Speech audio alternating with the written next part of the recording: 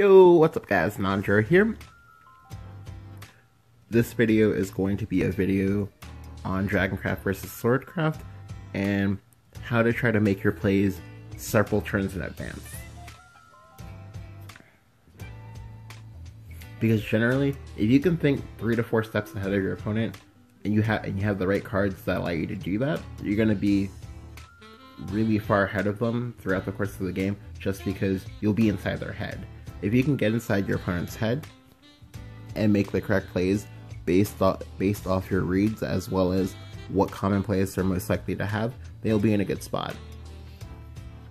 So I do keep Salamander in my hand just because it's versus Swordcraft, and versus Swordcraft, it's one of those matchups where you need to try to clear as much as possible, and specifically with Salamander is good because if you see some ramp, you can go ahead and use it to answer a turn 4, turn 5/4 offense there, which is nice. You can also use it to cleanly answer Odohime. And yeah, it just has a lot of understated uses in this matchup. Alright, so here, the hand I get for my mulligan is exceptionally bad. If I draw ramp, it'll pick up, but if I don't, then I'm gonna be in trouble. Alright, so I get Lyriel and I get Grimnir here. This is nice.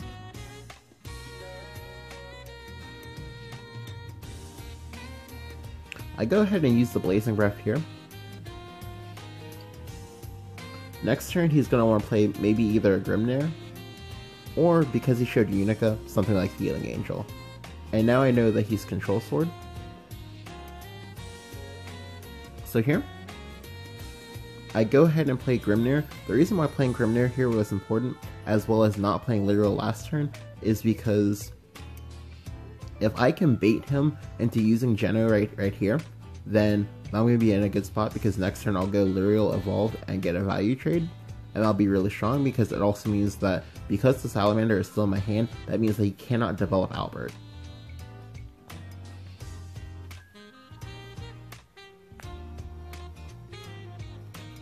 So he does have the Geno, as I said. And he gets 2 face damage in. Now the face damage doesn't really matter as much because he is Control Sword, and they do have some difficulties getting in the damage that they need for Albert in order to be lethal. And also, because I have Sahak Wheels and Israfil in my hand, as well as Sybil next turn, he's not going to be touching my HP for a while. So here, he does develop the Albert, however he decides not to Evo this. This was honestly a mistake in my opinion. He needed to just Evo, let me have Sybil, and then maybe try to counter with Tsubaki. However, my Sybil does get to Evo here.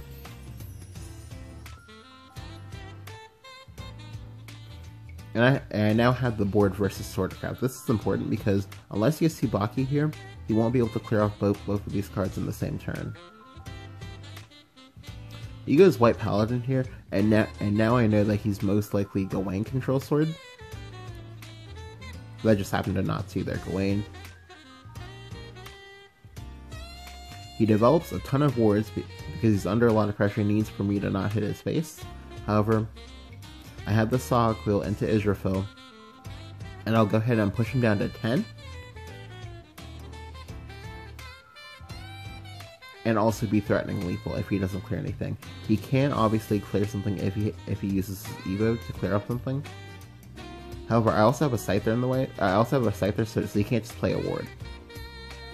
However, he goes for front guard, and this part is important because he didn't Evo the front guard because he perceived that he was going to need his Evo in order to win this game. However, in order to stay in the game at all, he needed to Evo.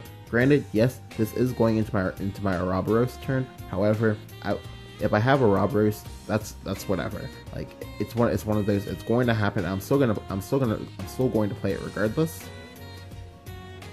And basically holding the Evo didn't really mean that much. It was honestly just a lot better to just go ahead and evolve, take the value trade, knowing that okay, well, he's just gonna revenge kill it with the card that he didn't trade into, just because he's almost out of cards, and I've made it to 8 mana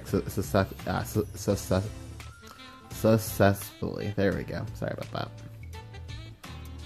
But yeah, so here, because I helped the Salamander from turn 2, it's now going to give me lethal, because I'm going to go Scyther. It's important to go Scyther first, because you don't get to choose, in the strictest of senses, whether or not you get to use your enhance effect first, and so because I go Scyther here, that allows me to clear off the first body of front guard, then the Breathless Salamander will let me clear off the second one, and then I can Evo Sawquill for lethal.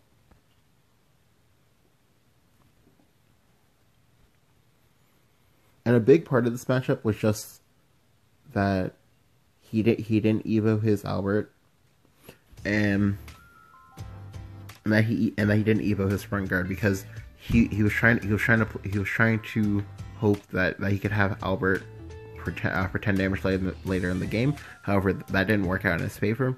And also another big thing was just holding the Lyrial the way I did, just because he was going to value trade, because on 4 you should know if Sword is going first, or if you have something on the board, they're most likely going to play Geno, and they're going to get that value trade. And the value trade with Geno is really scary, just because they'll have 2 creatures on the board. So unless you have like a swing card Evo, such as for example Dragon Warrior, which Dragon currently no longer plays, Priest of the Cudgel, maybe Orthrus, although Orthrus is kind of, she's not the best card to develop, then you're gonna be in a tough spot.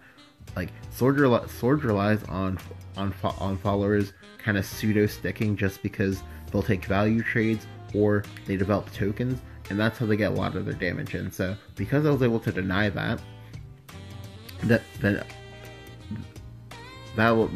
allowed for my hand, even though it was very, very bad from the first like 2 or 3 cards, and because I saw no ramp, like the Sybil was the only ramp I saw.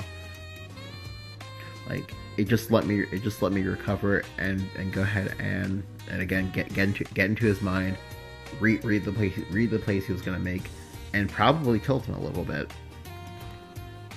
But yeah, hope you guys enjoyed. If you did, leave a like, and go ahead and tell me why down in the comments, so I can go ahead and continue to provide better content. And yeah, thank you guys for watching, and I'll catch you guys next time. Peace.